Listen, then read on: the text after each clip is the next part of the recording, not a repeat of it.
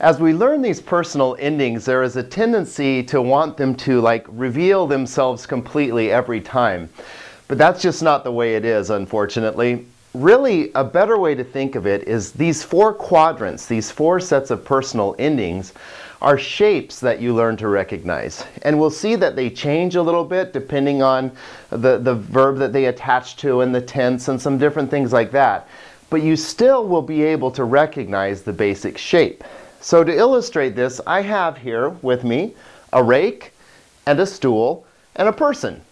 And you can't see them, can you? Because they're, of course, covered with blankets. But I'll bet by the shape you could guess. So which is which here?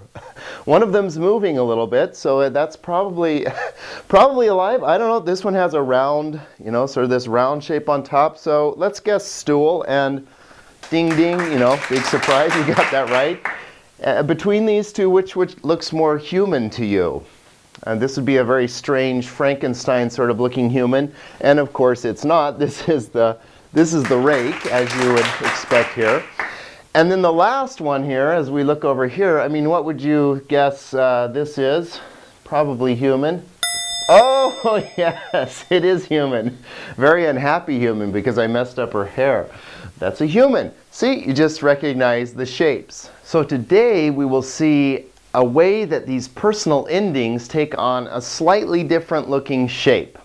And what we'll be looking at is something called contract verbs. Wow. Now, they're called contract verbs because there is a contraction, a coming together of two vowels. The end of the verb stem ends in an alpha, an epsilon, or an omicron, and when they're attached onto the personal endings, well, we just have too many vowels, so the vowels come together into a single new sound, and it winds up looking a little bit different. The three typical verbs that are used here to demonstrate contract verbs are, first of all, an alpha contract verb that everybody knows, agapao. I love, right? Agapao. Do you hear the alpha on the end before the personal ending, the omega? Agapao. The second one, an epsilon contract verb, is poieo. Do you hear the epsilon there? Poieo. So the stem ends in an epsilon, and then we attach the personal endings onto that. And then the omicron contract verb is pleirao. Pleirao. So it has an omicron and then the personal endings.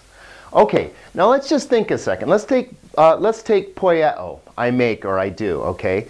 And let's attach the personal endings.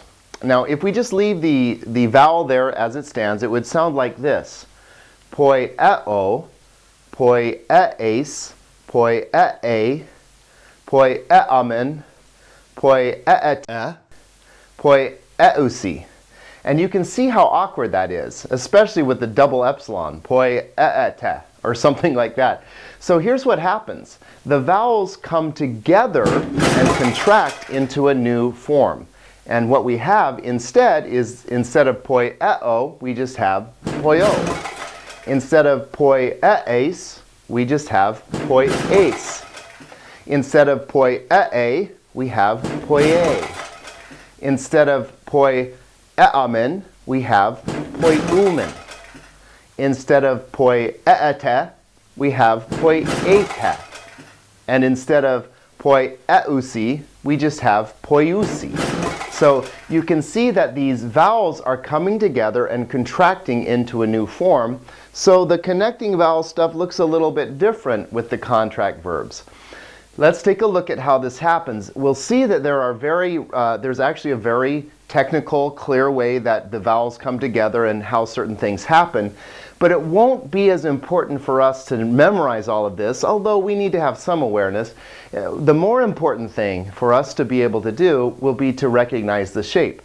When you come across a contract verb, you just need to understand, oh, that's a contract verb. That's why that ending looks a little strange, a little mangled around to me. So that's the key with the contract verbs. So let's take a look.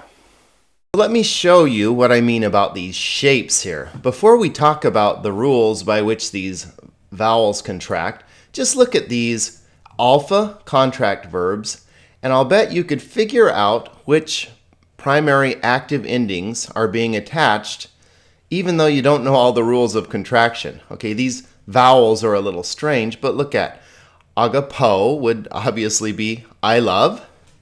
Agapas, well, that's the sigma ending, so that's the second person singular. You love. Agapomen, any guesses? Looks like almond, right? Weird things happen to the vowel because of the contraction, but still we see that first person plural ending. It means we love. And if you saw agaposi, what's that look like? Well, obviously, usi, right? So that means they love. Take a look at poieo, which means I make or do. Notice here, poieo, this is how it will be listed in the lexicon, okay, to show you it's an epsilon contract verb. But the epsilon doesn't, when you say I make or do, you don't say poieo, you just say poio, okay, because the epsilon goes away. This is just for the lexical form to show you that this is an epsilon contract verb, okay? And you also might notice something else here, that poio, well, that looks exactly like the first person singular, primary active ending, except now we have this circumflex on the top. And you might have noticed this about the contract vowels. You have this circumflex over. I think of it as sort of like a little mushroom cloud or something. It's something came together and there was this explosion, all right? Poi-a, which ending would this be? Well, clearly third person singular. He, she, or it does. So, but the only difference is this circumflex. How about this? Poi-umen. Obviously, first person plural. We do. And poi-eta is the contract here of eta plus the epsilon becomes poi-eta. You, y'all do. Here is the verb pleirao, which means I fill or fulfill with the primary active endings attached. Okay, you can see it looks strange to us, but it's not that strange. Pleirois, any guesses? Is second person singular. You fill. Pleiroi, that's the A form here. So he, she, or it fills. Ute, like eta, right? So second person plural. And usin, they fill. Shapes, shapes, shapes. Here are the rules for vowel contractions. Now don't get too worked up about this, worried, oh no, I'll never memorize all this. Again, most important is seeing the shapes, but I do want to show you how this happens and give you some specific examples so you can see. But okay, when you have an omicron, omicron, omicron epsilon, or epsilon omicron, those will turn into omicron upsilon. Any other vowel than epsilon plus an omicron or an omega becomes an omega. Mounts calls this the big bully rule, but omicrons and omegas tend to swallow things up, except for epsilons and themselves. See, they can't swallow themselves up. So anyway, okay. Over here, let's look at this. Epsilon, epsilon will be converted to epsilon iota. So becomes a. Alpha epsilon becomes alpha. Epsilon alpha, becomes a. And alpha epsilon iota, the diphthong, a, just becomes a. Now this box right here has to do with omicron contracts. It's a little more complicated, but omicrons plus etas with the iota subscript, or aoi or a becomes oi. And we saw that with pleirao, we saw pleirois, pleiroi, things like that. So let me just show you how to apply this chart, and you can see how these rules are applied to create the contracts. Let's apply the rules now to 3 verbs. We'll change the verbs just to learn a few more here, but ganao means I beget. It's an alpha contract verb. Martyreo means I bear witness. Martyreo, like a martyr, right? It's an epsilon contract verb. And skenao means I dwell. It's like in John where it says that the Lord became flesh and dwelt among us. It's like tabernacled, skenao. Okay, it's an omicron contract verb. And to those verbs, we will attach the primary active endings. O, ace, a, amen, eta, usi. And watch what happens when these vowels collide, applying these lovely rules here. Let's work our way through genao using the chart here to show us how the vowels come together. So we have gena, o. So the rule that applies here would be any vowel plus omicron or omega just becomes an omega. So this would just become geno, like this. What would happen here? A plus epsilon iota.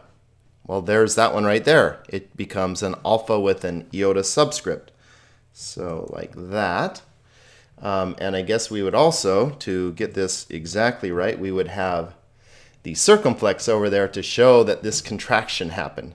Same thing here. Oops, I forgot my sigma there, didn't I? So os. Let's see if I can type a final sigma. There we go.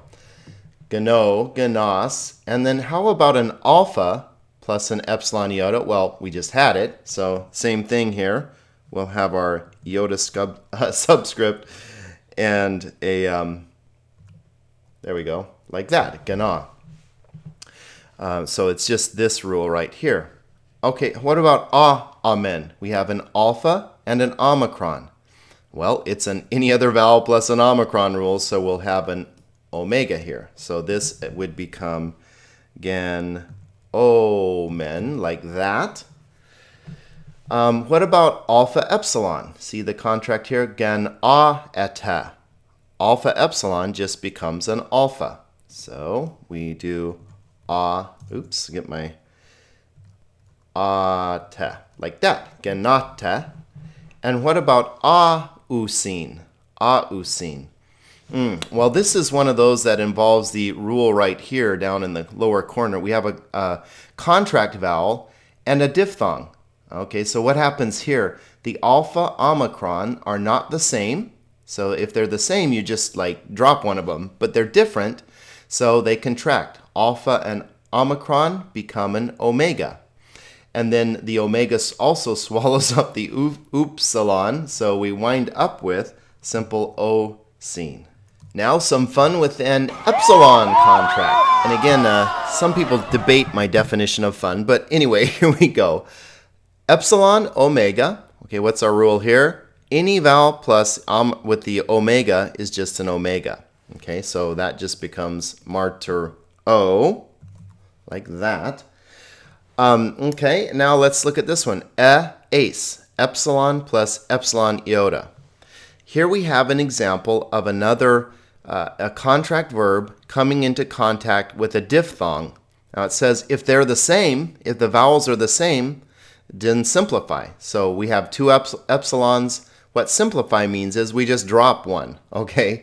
So instead of epsilon iota, we just have simply epsilon iota. So like epsilon iota, like that. That's simplification. These two vowels here, we just dropped one, like that. Okay, and of course we add our circumflex, and I need to add that sigma in there to make it second person singular, martyres. All right, here we have the same thing. So this is pretty easy. Epsilon plus epsilon iota, again, same. These are the same. So we drop one of them. So it just becomes A, like that. What about here? Here we have martyr amen, epsilon omicron. Here we go. Epsilon omicrons becomes U, the diphthong U. So omicron upsilon, and then men are ending. Martyrumen. How about here? We have epsilon. Look at here, becomes epsilon iota. So that's straightforward enough. Martyrete, like martyrete, say it right there, okay.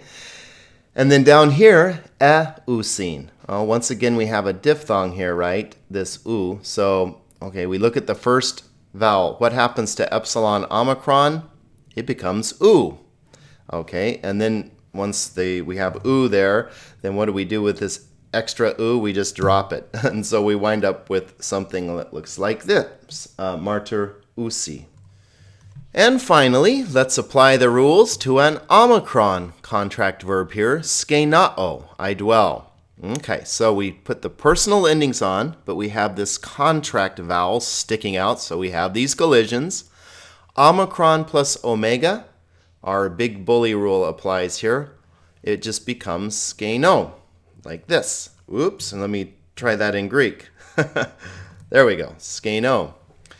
And here we have omicron plus epsilon iota. Okay, here's where we have this whole quadrant here is mainly for omicron contracts, but A, omicron plus epsilon iota, see it here, omicron plus epsilon iota, becomes skenois,